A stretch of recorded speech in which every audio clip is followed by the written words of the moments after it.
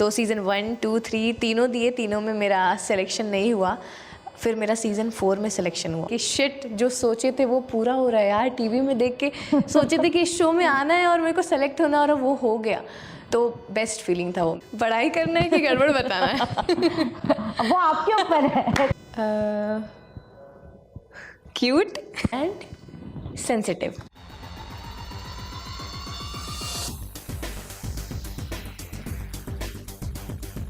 Hello and welcome to the Wit Chat show. I have Vartika Jha with me, the dancer you've been watching on television and who has also made her debut on the big screen with Street Dancer. First, huge welcome firstly. मुझे जानना है क्योंकि dancer सुनते ही मैं तो खुश हो जाती हूँ क्योंकि I love dancing. Secondly, I have watched your progress on television as well. Usually एक वो होता है, मिसकंसेप्शन होता है कि डांसर प्रोफेशनली अगर आपको करना है तो बचपन से सीखना होगा, वरना मतलब पॉसिबिलिटी बहुत कम होता है. बट जैसे कि आपने मुझे बताया कि 17 साल की उम्र में यू रियली थॉट कि मुझे अब ये प्रोफेशनली करना है. तो वन, कैसे रियलाइजेशन हुआ कि अच्छा चलो अब फर्स्ट प्रोफेशनली करेंगे डांस? सेकंड, जब आपने ये चीज़ बोली अपने पेरेंट्स को तो उनका पहला रिएक्शन क्या था? ओके, तो ये एक्चुअली हम छोटे से थोड़ा बहुत डांस करते थे, जो मेरे पेरेंट्स भी देखते आ रहे थे कि हम करते हैं. तो मेरे को एक ट्रेनिंग सेंटर में भी डाले थे पेरेंट्स मेरे.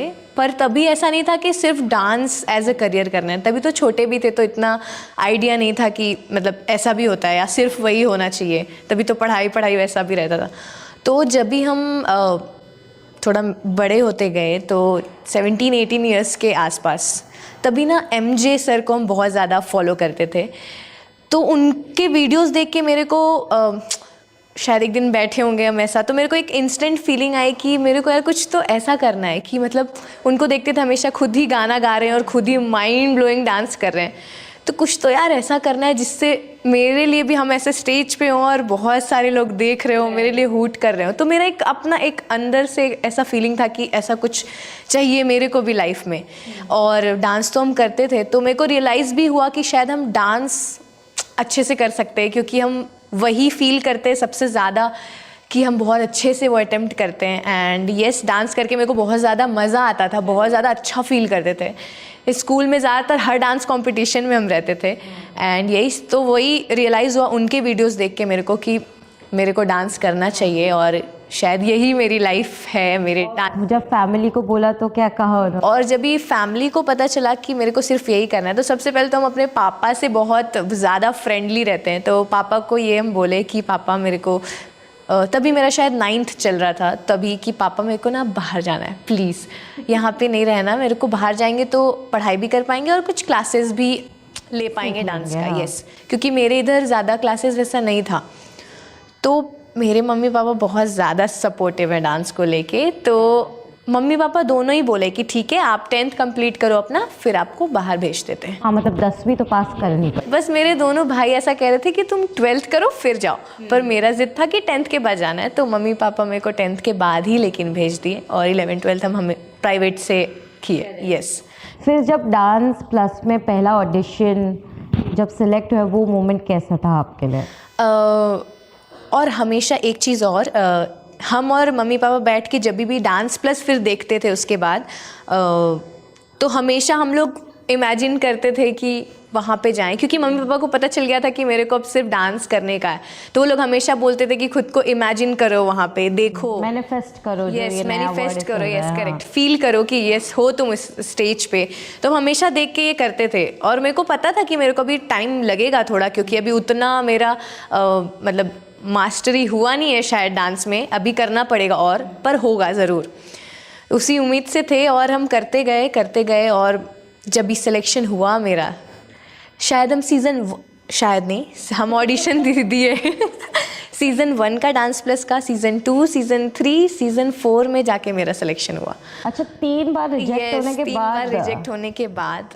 एंड उसके पहले भी और ऑडिशंस दिए थे हम, और दूसरे शोज़ के, रीजनल और ऐसे सब बहुत सारे नेशनल लेवल के ही. फिर उसके बाद डांस प्लस का दिए. मेन मेरा एम डांस प्लस का था, फोकस जब भी टीवी में देखते थे. तो सीज़न 1, 2, 3 तीनों दिए, तीनों में मेरा सिलेक्शन नहीं हुआ. फिर मेरा सीज़न 4 में सिलेक्शन हुआ। तो जब भी पता चला कि हाँ अभी मतलब एक राउंड जिस ऑडिशन से हम हमेशा निकल जाते थे उसमें जब सिलेक्शन हुआ मेरा, तब मेरे को फील हुआ कि शायद इस बार हो जाएगा, इस बार हो जाएगा और हम अपना बेस्ट ट्राई करेंगे, जहाँ तक आगे जा पाएंगे वहाँ तक ज़रूर पूरा कोशिश करेंगे।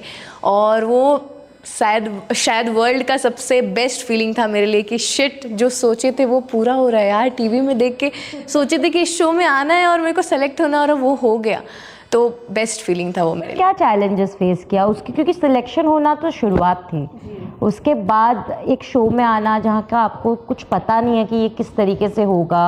एक बार चलो शो भी हो गया, उसके बाद ये इंडस्ट्री में सर्वाइव करना, क्योंकि सर्वाइवल तो सबसे ज़्यादा इंपॉर्टेंट होता है। इंडस्ट्री में घुसना शायद फिर भी ईजी है, सर्वाइव करना बहुत मुश्किल होता Yes, है। तो किस तरीके से चैलेंजेस?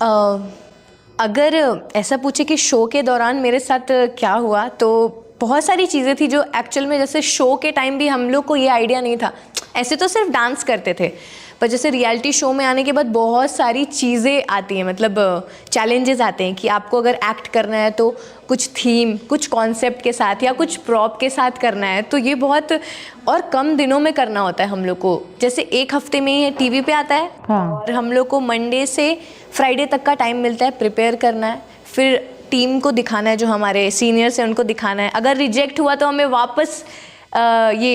वापस एक नया एक्ट बनाना पड़ता है और फिर हो जाता है, तो वो बहुत डिफ़िकल्ट हो जाता है। तो बहुत टाइम ऐसा भी आया कि एक्ट्स रिजेक्ट हुए हैं और कम दिन में करना है, मतलब बहुत स्ट्रेस में करना होता है, पर मज़ा भी आता है वो प्रोसेस में। जब एक बार समझ में आ जाता है तो बहुत मज़ा आता है उस प्रोसेस में। तो वो सब चीज़ें थी। तो डांस था तो इतना दिक्कत फील हुआ नहीं कभी, हम इंजॉय ही किए उसको। पर ऐसे रहने वहने का भी, जैसे मम्मी पापा से दूर, स्टार्टिंग में तो मम्मी थी मेरे साथ कुछ टाइम, फिर उसके बाद मेरे को अकेले ही रहना था यहाँ, फ्रेंड्स के साथ हम शेयर में रहते थे।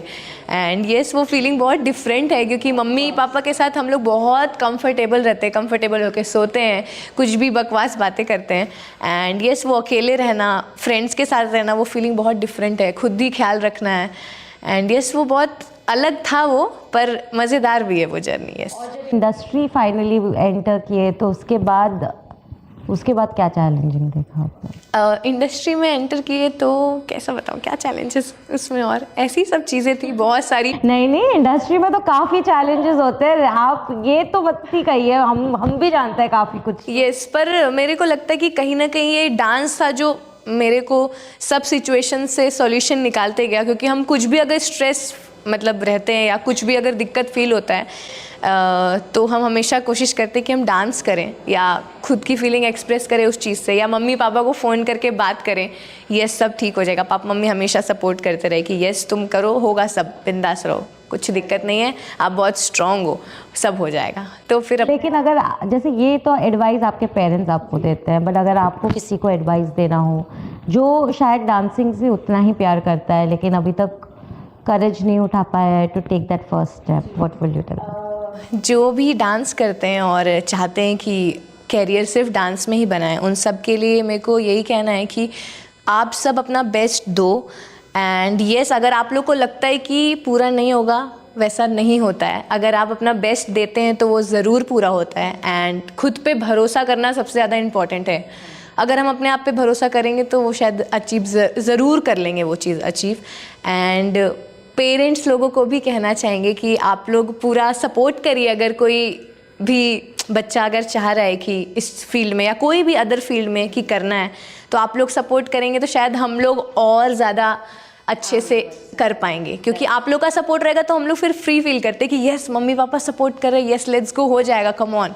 मतलब एक मॉरल सपोर्ट मिल जाता है, वो भी अपने पेरेंट्स का, तो और ज़्यादा इंसान बिंदास हो जाता है। मतलब उससे बेटर तो कुछ हो ही नहीं सकता, कुछ हो ही नहीं सकता, करेक्ट। लेकिन अगर अभी lastly I want to know, आप इफ़ मैं बोलूँ वार्तिका अपने आप को डिस्क्राइब करे 3 वर्ड्स में, तो वो क्या होगा?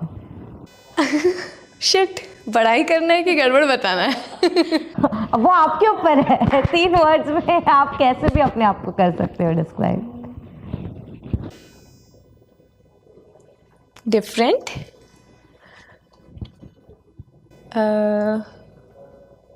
Cute and sensitive. Okay, lovely, that ये सारी चीज़ें अच्छी क्वालिटीज़ होती हैं हर साथ में। So good going. Thank you so much. आपने ऑलरेडी अपना डेब्यू विद स्ट्रीट डांसर कर लिया है। I hope that you get more opportunities in thank you. future. And thank you so much for this Keep lovely blessing. chat. Thank you so much. Thank you And so now before we leave, I will request you to please sign this for yes, us. sure, definitely. Thank you so much.